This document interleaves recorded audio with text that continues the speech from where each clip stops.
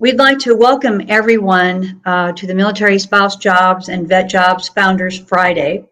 Once again, we have our partnership and wonderful friends at TAPS, Tragedy, let's start that over, Don. Tragedy Assistance Program for Survivors.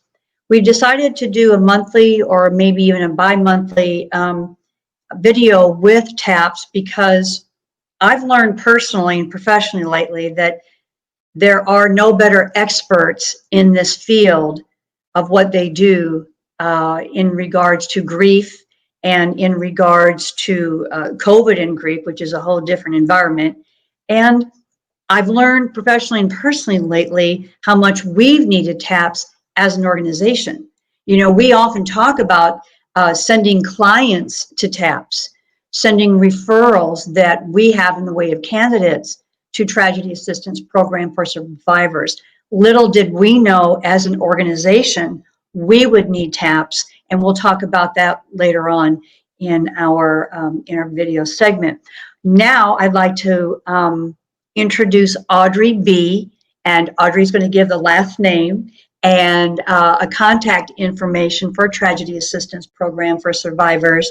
And we're going to have a very candid and a very blunt discussion about suicide prevention and about holiday grief in particular in this era of COVID.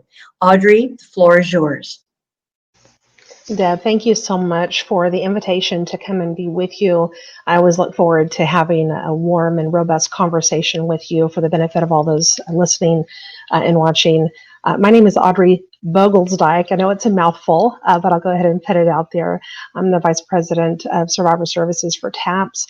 I'm a Navy veteran myself and also the surviving spouse of a Navy active duty man, Jason Springer, who served and died in 1997, which is what brought me to TAPS. So I come with a variety of perspectives, and I'm looking forward to having some conversation around holiday grief and how do we cope with that. Audri, one of the reasons I'd like to continue this conversation throughout next year is the fact that there's so many subjects people will talk about. They'll talk about anything and everything under the sun, except 3 situations: money, grief, and believe it or not, sometimes self-care. Even though self-care is out there, we'll talk about other people needing self-care. We'll talk about how important self-care is, but it's one of the reasons I love TAPS so much is you're not afraid to have all of those difficult conversations like suicide. It is a subject that every time I bring up, I get this knot in my stomach because it's so delicate. But for now, because it's close to Christmas and past Thanksgiving, Audri, why is it more intense? Why is grief and depression, and I'm not an expert on whether suicide goes up after Thanksgiving and in between Christmas. You would have those stats, not me. But what is the difference in the grief pre-holiday, during holiday, and post-holiday? Yeah, that's such an interesting question. Before I dig into that, I really wanted to say, you mentioned self-care being something that's difficult for people to talk about. And I think it's because we associate self-care with being selfish, as opposed to self-care being really self-preservation. And I know that we'll get into that a little bit more throughout the course of our conversation. But to start out with your question about why is holiday grief different? Does suicide risk go up? We actually have found suicide risk does not go up during the holidays. This time frame, November, December, January, really is not the time that we see the greatest suicide risk. That's actually more around mid-year.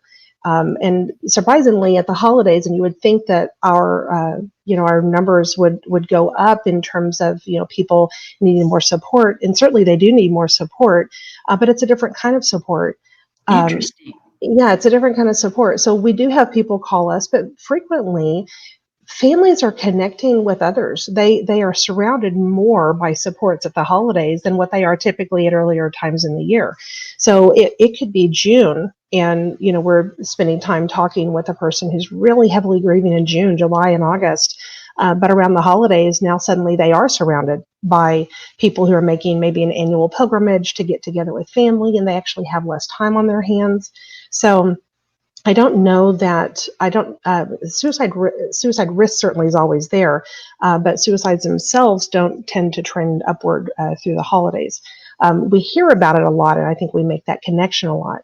But I think the grief itself, certainly the grief is there every single day of the year. But I think what makes it different at the holidays is the contrast.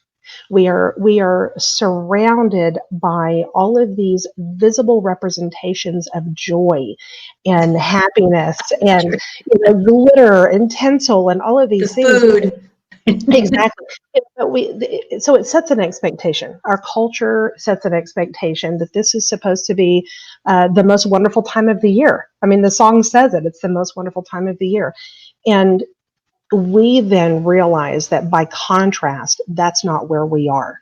And so while it doesn't necessarily mean that our grief is going up, although maybe for some people it is, I think the contrast itself makes it just stand out so much more to us that in some cases it just makes us feel worse. And also, stress, the stress of the holidays. I mean, almost 40% of people say that their stress goes up significantly during the holidays. So I think that there are just a lot of contrasts out there that make us feel worse.